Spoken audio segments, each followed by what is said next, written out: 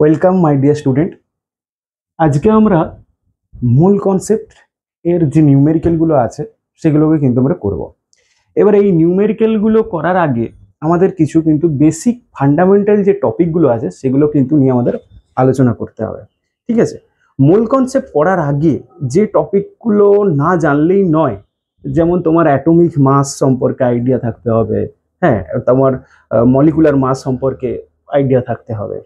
তো তার আগেও যেটা করতে হবে যে মোটামুটিভাবে তোমরা 1 থেকে 20 পর্যন্ত যে সমস্ত অ্যাটমগুলো আছে বা মৌলগুলো আছে সমস্ত কিন্তু তাদের যে কি কি পরমাণু ক্রমাঙ্ক বা অ্যাটমিক নাম্বার, একই তো পরমাণু ক্রমাঙ্ক সমানিত অ্যাটমিক নাম্বার, তাদের মধ্যে কি কি পরিমাণে প্রোটন আছে, কি কি পরিমাণে ইলেকট্রন আছে, সেগুলো কিন্তু আমাদের জানতে হবে।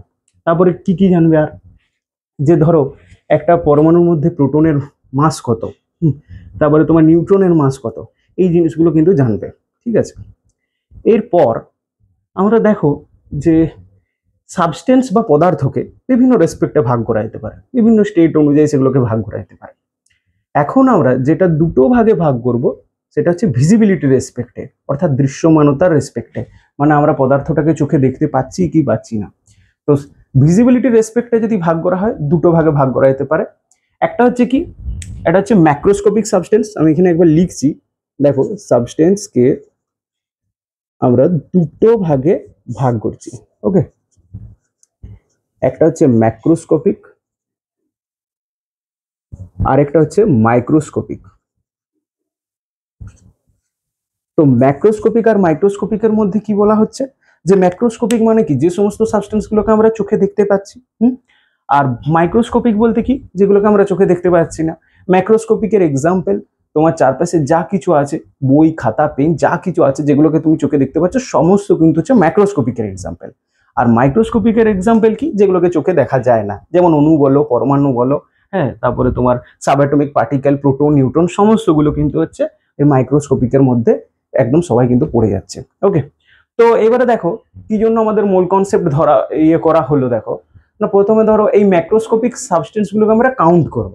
অবভিয়াসলি কাউন্ট করার জন্য আমরা বিভিন্ন টার্ম ইউজ করে থাকি, যেমন হচ্ছে তোমার ডোজন হতে পারে, পেয়ার হতে পারে। যেমন ধরো 1 ডজন মানে 12টা বোঝাচ্ছে, 1 পেয়ার মানে দুটো বোঝাচ্ছে। ধরো তোমাকে বললো কেউ দুটো পেন নিয়ে আসো, অবভিয়াসলি তুমি কাউন্ট করতে পারবে। কিন্তু এখন ধরো কোশ্চেনটা দিয়েছি আমি, ধরো যে তোমাকে এই যে সাব অ্যাটমিক পার্টিকেল গুলো, তোমাকে এরকম ভাবে সাব অ্যাটমিক পার্টিকেল গুলো বলতে 1 ডজন সাব অ্যাটমিক পার্টিকেল, এরকম কি কোনো ইয়ে আছে? নেই।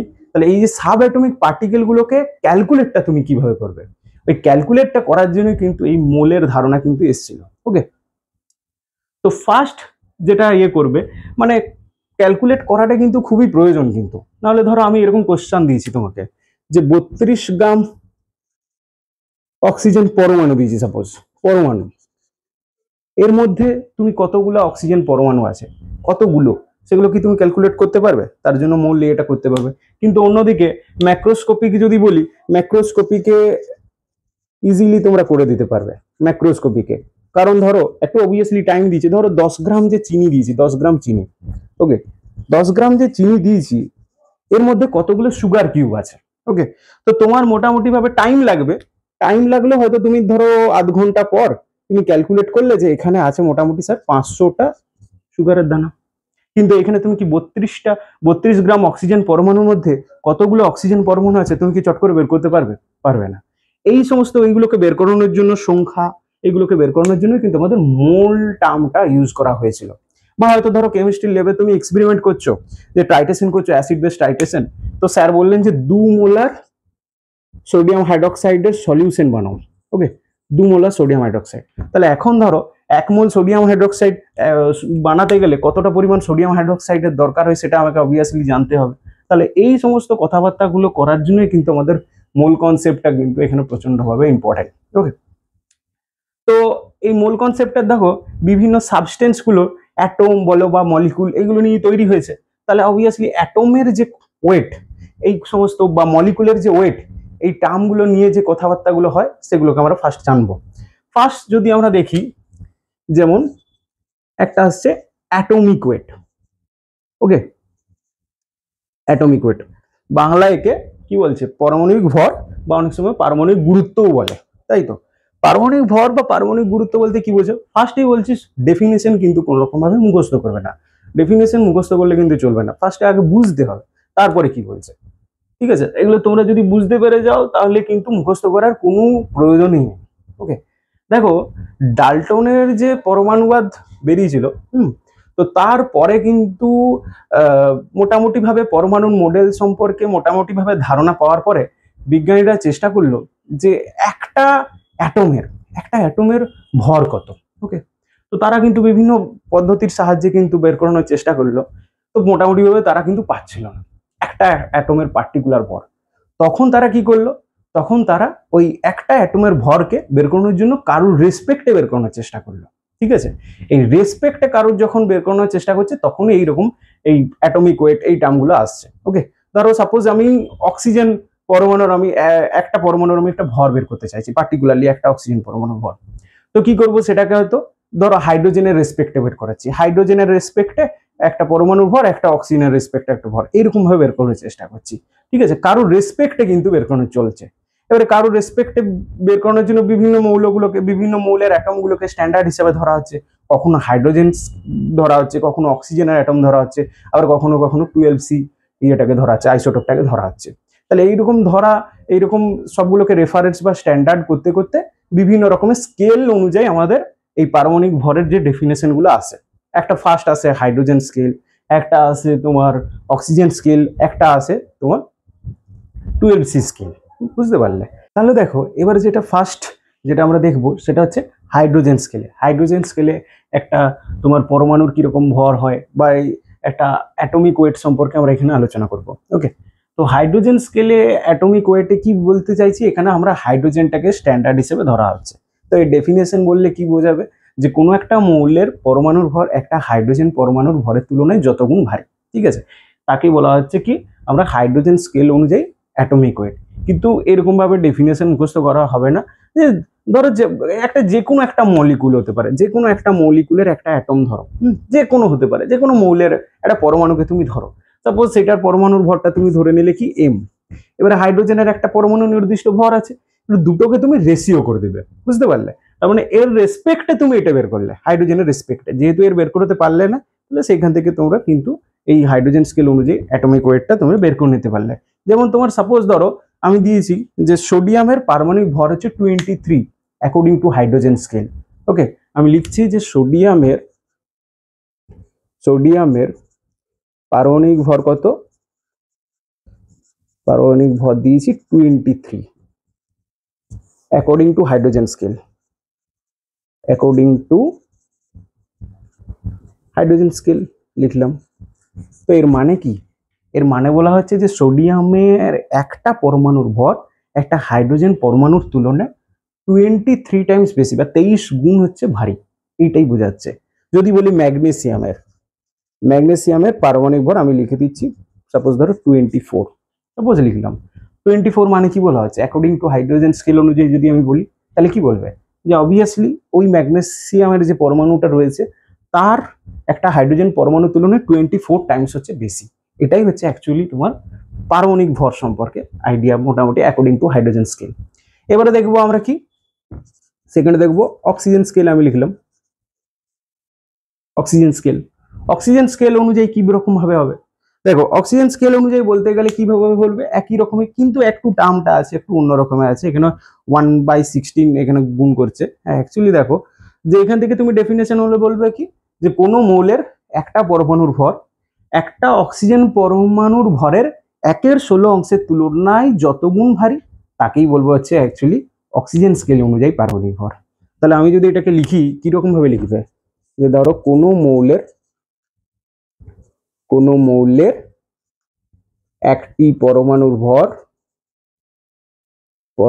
ভর বাই কি হবে 1/16, 1/16, তাহলে 1/16 ইন্টু অক্সিজেনের একটি পরমাণুর ভর, তাই তো?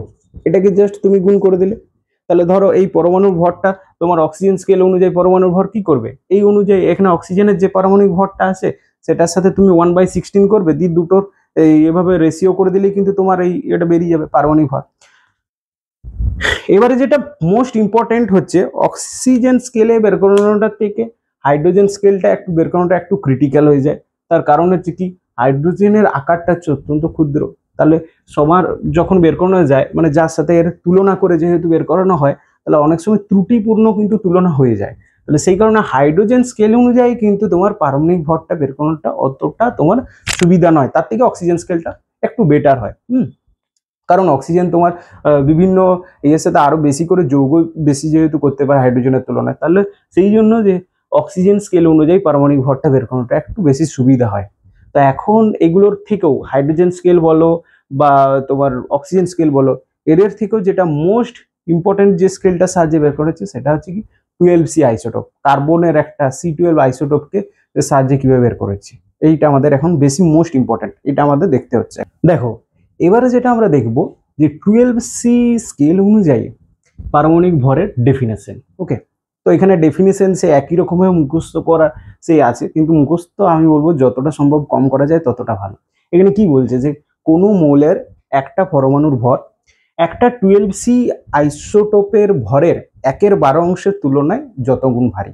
ওকে, আমি যদি একবার লিখি তাহলে ধরো এরকম করে, ধরো কোনো মৌলের, লিখছি আমি, তাও কোনো মৌলের একটি পরমাণুর ভর বাই 1/12 ইন্টু একটি 12C পরমাণুর ভর, অবভিয়াসলি পরমাণুর ভর।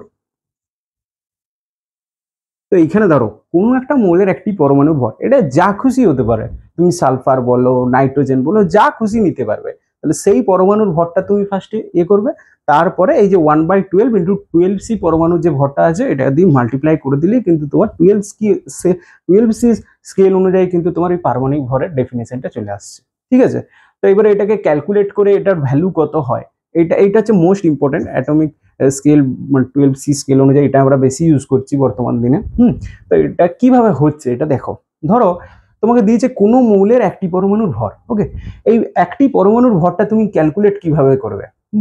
ধরো পরমাণুর মধ্যে তোমরা সবাই জানো যে সেখানে প্রোটন আর নিউট্রন থাকছে, আর তার সাথে থাকছে ইলেকট্রন। ওকে, তো এখানে প্রোটন আর নিউট্রন আর ইলেকট্রন এই তিনটে টার্ম নিয়ে তোমার মোটামুটি ভাবে অ্যাটমটা তৈরি হচ্ছে। তো দেখো এখানে পরমাণুর ভরটা তুমি ক্যালকুলেট করবে কিভাবে।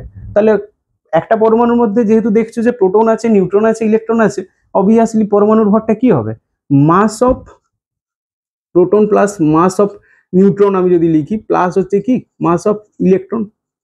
ঠিক আছে, তাহলে এই তিনটে ভরকে যদি আমরা ক্যালকুলেট করে দিই যে কোনো একটা পরমাণুর মধ্যে, তোমার এই পারমাণবিক ভরটা কিন্তু চলে আসে, পারমাণবিক ভর বলছি এই পরমাণুর একটা পরমাণুর যে ভরটা সেটা কিন্তু চলে আসছে। কিন্তু আমরা জানোই যে এই মাস অফ প্রোটন আর মাস অফ নিউট্রনের তুলনায় মাস অফ ইলেকট্রনের ভরটা একবারেই নেগলিজিবল, তাহলে এটাকে আমরা কেটে দেবো। ওকে, আরেকটা কি কনসিডার করো যে এই মাস অফ প্রোটন আর মাস অফ নিউট্রন, অবভিয়াসলি প্রোটনের থেকে একটু নিউট্রনটা একটু ভারী, কিন্তু আমরা দুটোকে কি করছি এখানে প্রায় সমান সমানই ধরে রাখছি। তাহলে এখানে মাস অফ প্রোটন আর মাস অফ নিউট্রনকে দুটোকে আমরা প্রায় সমানই ধরে রাখছি। ঠিক আছে, আর জানোই তো যেহেতু এই প্রোটন আর নিউট্রন গুলো যেহেতু নিউক্লিয়াসের মধ্যে থাকছে, তাহলে সেই কারণে এদেরকে কি বলছে, নিউক্লিয়ন বলছে। তাহলে এখান থেকে ধরো এটাকে আমরা লিখতে পারি যে মৌলটার একটি কোন মৌলের একটি পরমাণুর ভর বলতে কি বুঝবে। ধরো এখানে তোমার 12C আইসোটোপ আছে, ধরো 12C আইসোটোপ ধরছি, সাপোজ 12C বলছি সাপোজ। তাহলে এখানে কার্বনের মধ্যে আমরা জানি এই কার্বনটা, এটা তো একটা অবভিয়াসলি একটা অ্যাটম, কার্বন বলো বা তোমার এটা 12C যদি অসুবিধা হচ্ছে আমি নাইট্রোজেন দিয়ে ধরে রাখছি, নাইট্রোজেনের হচ্ছে 14, তাই তো। তাহলে এখানে নাইট্রোজেনের 14 এই টার্মগুলো তো আইডিয়া আছে, আশা করি এটাকে ভর সংখ্যা বলে। তো এইখানে এই 14N এর মধ্যে কতগুলো প্রোটন আছে কতগুলো নিউট্রন আছে, না অবভিয়াসলি তোমার 7টা প্রোটন আছে, আর তার সাথে হচ্ছে কি 7টা নিউট্রন আছে অবভিয়াসলি। তাহলে 7টা প্রোটন প্লাস 7টা নিউট্রন, তাহলে যদি এই 14 নাইট্রোজেনটার যদি আমি ভরটা বের করতে চাই, এই পরমাণুটার পার্টিকুলার ভরটা যদি বের করতে চাই, তাহলে কি করব, এই যে টোটাল যে নাম্বার অফ নিউক্লিয়ন গুলো আছে সেইগুলোর টোটাল এদের ভরটাকে যোগ করে দিলেই হয়ে যাবে। তাহলে এখান থেকে আমরা লিখতে পারি না এই মৌলের একটি পরমাণুর ভর যে টোটাল নাম্বার অফ নিউক্লিয়ন 7 7 14। তাহলে আমি কি বলছি এখানে দেখো, টোটাল নাম্বার অফ, কি বলবো এটাকে, অবভিয়াসলি নিউক্লিয়ন বলছে, তাই না, nucleon, total number of nucleon হলো। এবারে কি করব, ইনটু একটা নিউক্লিয়ন, ধরো 14টা, এখানে 7 7 14 আছে, তাহলে 7 7 14টাকে আমি বলছি total number of nucleon into একটা নিউক্লিয়নের ভর, তাহলে এইখানে 14 ইন্টু একটা নিউক্লিয়নের ভর, তো সেই কারণে আমরা লিখছি total number of nucleon into একটা নিউক্লিয়নের ভর, আসছে না, একটা নিউক্লিয়নের ভর, বা এখানে আমি ইংলিশেই যদি লিখি যে মাস অফ ওয়ান কি নিউক্লিয়ন, হলো, এটা মাস অফ ওয়ান নিউক্লিয়ন। আশা করি দেখা যাচ্ছে, একটু অসুবিধা হলে একটু দেখবে, অ্যাডজাস্ট করবে। তো total number of nucleon into mass of one nucleon, এটা এলো। এবারে এই যে একের যে 12 ইন্টু একটা 12C পরমাণু ভর, এটা করতে এর সাহায্যে আমরা বের করতে পারি, এর সাহায্যে এটা করতে বের করে যেতে পারে। তো দেওয়া আছে এখানে 1/12 থাকুক না, আমি এটাকে কি বললাম 1/12 বললাম।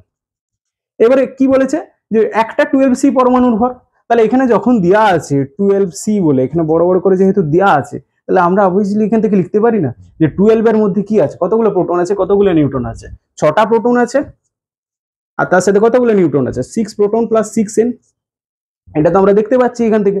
তাহলে 6টা প্রোটন আর 6টা নিউট্রন, তাহলে এদের যদি মাসটাকে যদি যোগ করে দেওয়া হয় তাহলে আমার 12 সিটের ভরটা চলে আসবে।